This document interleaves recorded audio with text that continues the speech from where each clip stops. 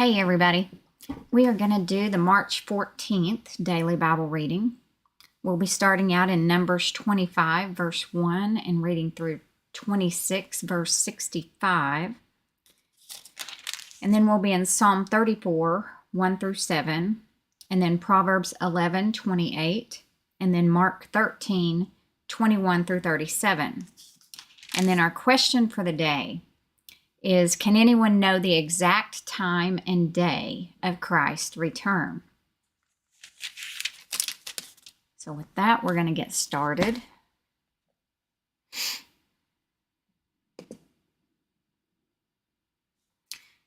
Numbers 25, verse 1. Now Israel remained in Acacia Grove, and the people began to commit harlotry with the women of Moab. They invited the people to the sacrifices of their gods, and the people ate and bowed down to their gods. So Israel was joined to Baal of Peor, and the anger of the Lord was aroused against Israel. Then the Lord said to Moses, "Take all the leaders of the people and hang the offenders before the Lord, out in the sun, that the fierce anger of the Lord may turn away from Israel." So Moses said to the judges of Israel, "Every one of you kill his men who were joined to Baal of Peor." And indeed, one of the children of Israel came and presented to his brethren a Midianite woman in the sight of Moses and in the sight of all the congregation of the children of Israel, who were weeping at the door of the tabernacle of meeting. Now when Phinehas, the son of Eleazar, the son of Aaron the priest, saw it, he rose from among the congregation and took a javelin in his hand, and he went after the man of Israel into the tent and thrust both of them through, the man of Israel and the woman through her body. So the plague was stopped among the children of Israel, and the plague were 24,000. Joined to Baal of Peor. Israel engaged in acts of sexual immorality with the women of Moab.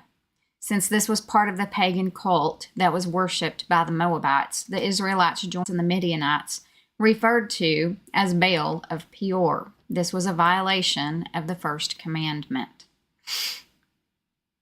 Verse 10, Then the Lord spoke to Moses, saying, "Phinehas, the son of Eleazar, the son of Aaron the priest, has turned back my wrath from the children of Israel, because he was zealous with my zeal among them, so that I did not consume the children of Israel in my zeal.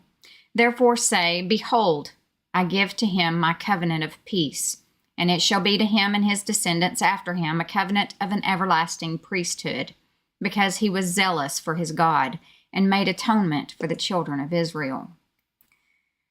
Because of Phinehas' zeal for God's holiness, the Lord made a covenant of an everlasting priesthood with him, so that through his family line would come all future legitimate high priests. This promise will extend even into the millennial kingdom. We see this in Ezekiel 40:46, 44:10, and 15, and 48:11. Now the name of the Israelite who was killed with the Midianite woman, was Zimri, the son of Salu, a leader of a father's house among the Simeonites. And the name of the Midianite woman who was killed with Cosbi, the daughter of Zur, he was head of the people of a father's house in Midian. Then the Lord spoke to Moses, saying, "Harass the Midianites and attack them, for they harassed you with their schemes by which they seduced you in the matter of Peor, and in the matter of Cosbi, the daughter of a leader of Midian, their sister, who was killed in the day of the plague because of Peor." And it came to pass, after the plague, that the Lord spoke to Moses and Eleazar, the son of Aaron the priest, saying, "Take a census of all the congregation of the children of Israel, from 20 years old and above, by their fathers' houses, all who are able to go to war in Israel." So Moses and Eleazar the priest spoke with them in the plains of Moab by the Jordan, across from Jericho, saying, "Take a census of the people from 20 years old and above, just as the Lord commanded Moses and the children of Israel, who came out of the land of Egypt." Reuben was the firstborn of Israel. The children of Reuben were Hanok, the family of the Hanokites of Palu, the family of the Paluites of Hezron, the family of the Hezronites of Carmi, the family of the Carmites, These are the families of the Reubenites. Those who were numbered of them were 43,730. And the son of Palu was Eliab.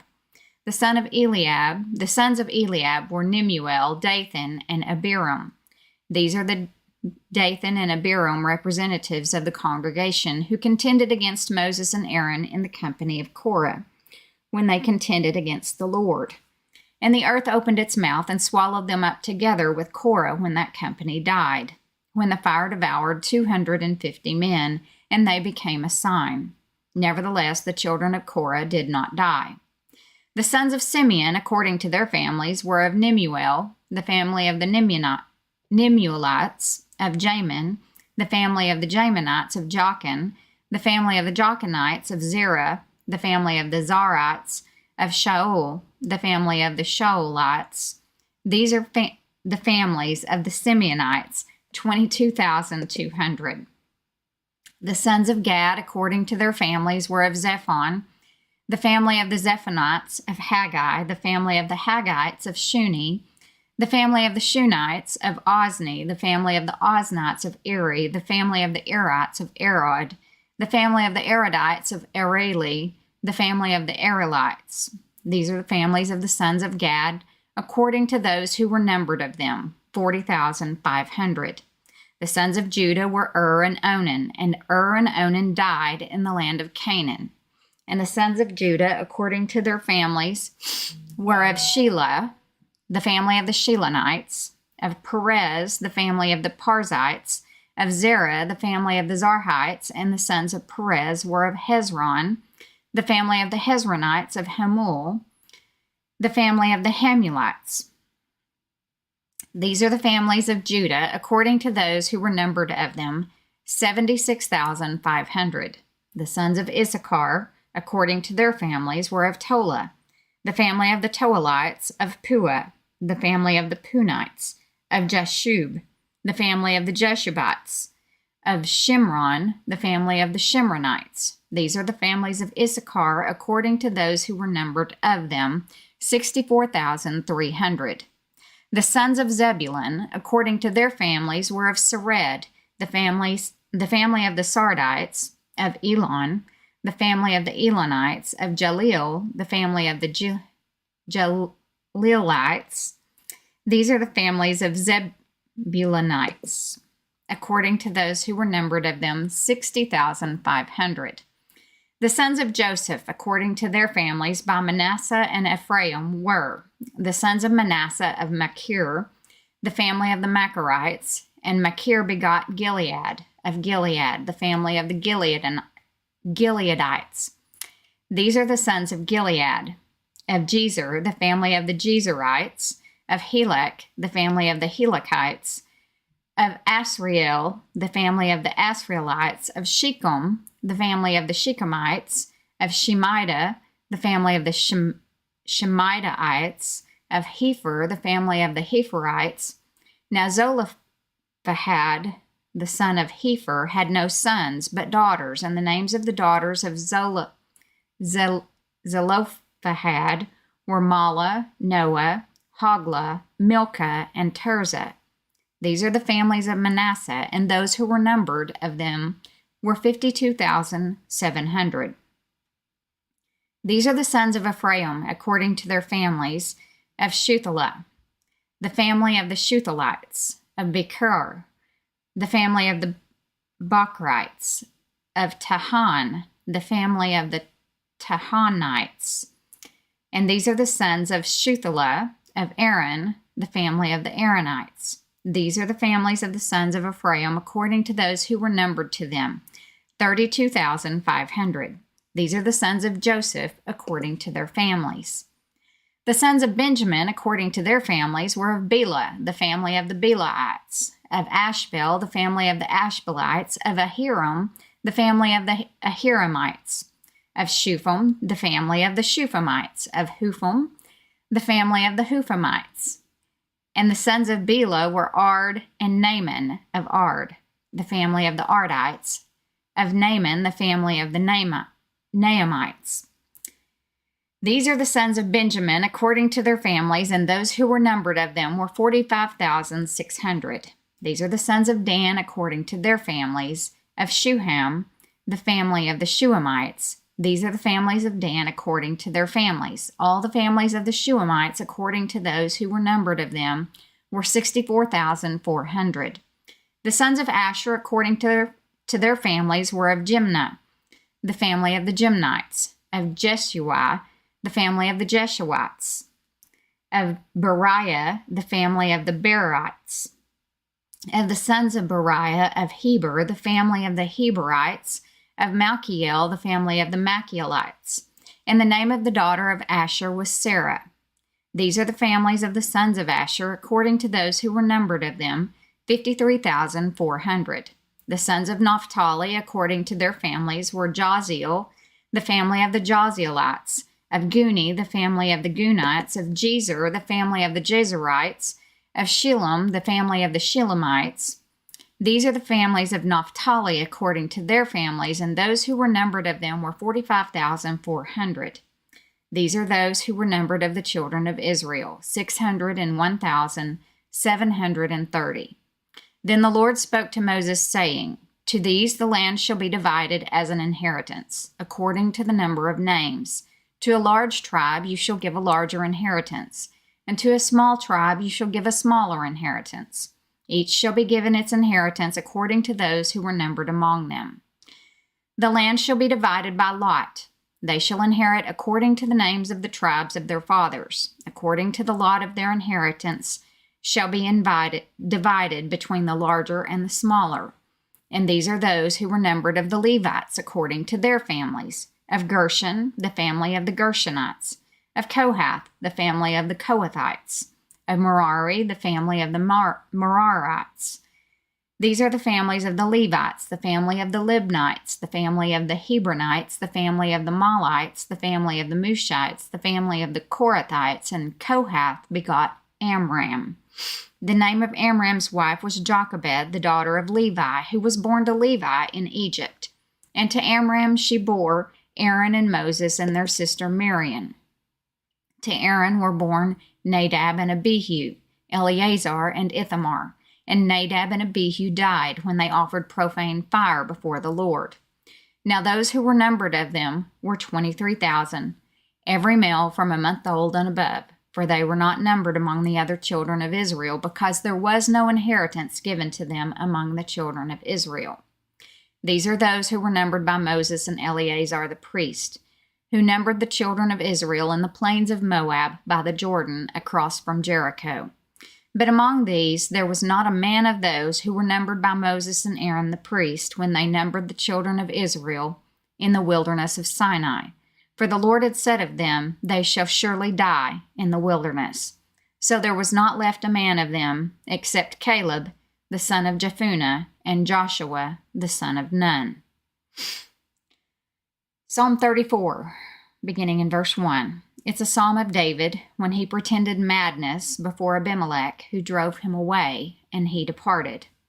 I will bless the Lord at all times. His praise shall continually be in my mouth. My soul shall make its boast in the Lord. The humble shall hear of it and be glad. O magnify the Lord with me, and let us exalt his name together. I sought the Lord, and he heard me, and delivered me from all my fears. They looked to him and were radiant, and their faces were not ashamed. This poor man cried out, and the Lord heard him, and saved him out of all his troubles. The angel of the Lord encamps all around those who fear him, and delivers them. The angel of the Lord, a special manifestation of Yahweh himself at strategic historical junctures. A strong case can be made that these were pre-incarnate appearances of the Lord Jesus Christ. Proverbs 11, verse 28. He who trusts in his riches will fall, but the righteous will flourish like foliage. Mark 13, beginning in verse 21. Then if anyone says to you, this is Jesus speaking, and they've asked him about the end times. Then if anyone says to you, look, here is the Christ, or look, he is there, do not believe it. For false Christ and false prophets will rise and show signs and wonders to deceive, if possible, even the elect. But take heed. See, I have told you all these things beforehand.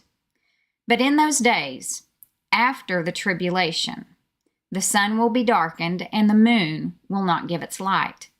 The stars of heaven will fall, and the powers in the heavens will be shaken. Then they will see the Son of Man coming in the clouds with great power and glory. And then he will send his angels and gather together his elect from the four winds, from the farthest part of earth to the farthest part of heaven. Son of Man, coming in the clouds with great power and glory. Jesus will return to earth in the same manner in which he left. The psalmist said that God uses clouds as his chariot, and Isaiah 19:1 pictures the Lord riding on a cloud. Although these clouds could be natural, they more likely describe the supernatural glory cloud that represented God's presence in Old Testament Israel. While Christ possesses great power and glory, his return will be accompanied with visible manifestations of that power and glory. He will redeem the elect, restore the devastated earth, and establish his rule on earth. Verse 28. Now learn this parable from the fig tree. When its branch has already become tender and puts forth leaves, you know that summer is near. So you also, when you see these things happening, know that it is near, at the doors. Assuredly I say to you, this generation will by no means pass away till all these things take place. Heaven and earth will pass away, but my words will by no means pass away. But of that day and hour no one knows, not even the angels in heaven, nor the Son, but only the Father. Take heed, watch and pray, for you do not know when the time is. It is like a man going to a far country, who left his house and gave authority to his servants and to each his work, and commanded the doorkeeper to watch. Watch therefore, for you do not know when the master of the house is coming, in the evening, at midnight, at the crowing of the rooster, or in the morning, lest coming suddenly he find you sleeping. And what I say to you, I say to all, watch. So our question for today is, can anyone know the exact time and day of Christ's return? Jesus' own words could not be clearer, but of that day and hour, no one knows, not even the angels in heaven, nor the Son, but only the Father. The exact day and time of Christ's return will not be revealed in advance to any man. At this time, it was known only to God the Father. While all the angelic beings enjoy intimacy with God, hover around his throne to do his bidding, and continually behold him, they have no knowledge of the time of Christ's return. When Jesus spoke these words to the disciples, even he had no knowledge of the date and time of his return. Although Jesus was fully God, when he became a man, he voluntarily restricted the use of certain divine attributes. He did not manifest them unless directed by the Father. He demonstrated his omniscience on several occasions, but he voluntarily restricted that omniscience to only those things God wanted him to know during the days of his humanity. Such was the case regarding the knowledge of the date and time of his return. After he was resurrected, Jesus resumed his full divine knowledge. Based upon that, a Christian's role is to watch and pray. Christ sounded a warning for believers to be on guard in two practical ways. To watch is a call to stay awake and be alert, looking for approaching danger. And to pray emphasizes the believer's constant need for divine assistance in this endeavor. Even believers do not have in themselves sufficient resources to be alert to spiritual dangers that can so easily surprise them. We have to watch and we have to pray continually, because we do not know the day or the hour. Within Jesus's discourse to the disciples, though, he did say that at the time of the blooming of the fig tree, which is when Israel becomes a nation again, and that happened May 14th, 1948, that this generation will not pass away before all these things come to pass. And all these things he was talking about was the things that he listed here before the rapture. And he tells us several times, we are told several times, that we will know the season. As believers, we will know the season. We will know when it's the time to be intently looking for him. We are in that time. We are in that season. We don't know the day or the hour. It could be an hour from now. It could be 5 years from now. We don't know the day or the hour, but we do know it's time to look for Jesus, that he is coming back to collect his bride, and he's doing it soon. So we got to be ready. We got to watch, and we got to pray.